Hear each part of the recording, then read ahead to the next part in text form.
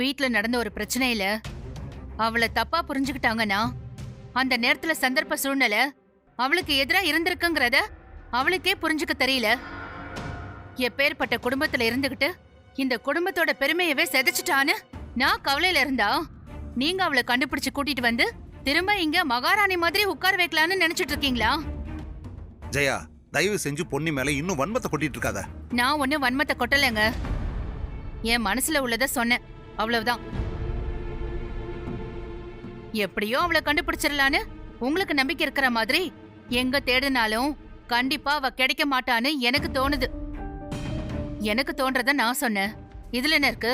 இத பாரு, நீ என்ன சொன்னாலும் சரி, பொன்னி நிச்சயம் திரும்ப கிடைப்பா. எங்களுக்கு அந்த நம்பிக்கை இருக்கு. கிடைக்கட்டுங்க. ஆனா நான் இப்பவும் சொல்றேன், அவ திரும்ப இந்த வீட்டுக்கு வாழ வர மாட்டா.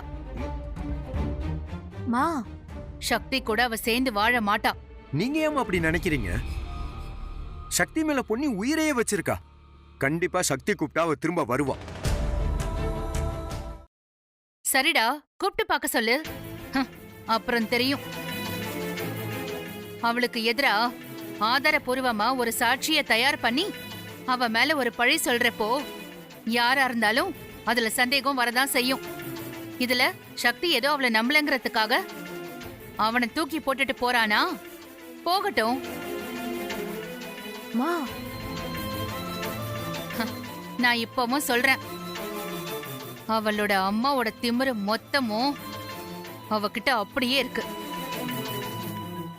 அவளெல்லாம் திருத்தவே முடியாது. ஜெயா, பொன்னி நீ நினைக்கிற மாதிரி எல்லாம் இல்ல. அவ பாவமா. இப்படியே நீங்க நம்பிட்டு இருங்க.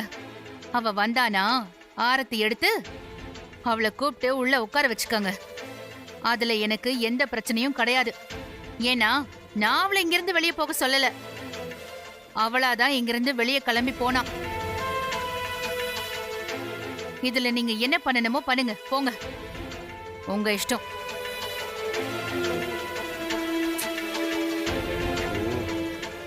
பொன்னி எந்த தப்பும் செய்யலன்னு நிரூபணம் ஆனதுக்கு அப்புறமும் ஆண்டி ஏன் பொன்னி மேல இவ்ளோ கோவமா இருக்காங்கன்னே தெரியல. அவளோட சுபாவமே அப்படித்தானே.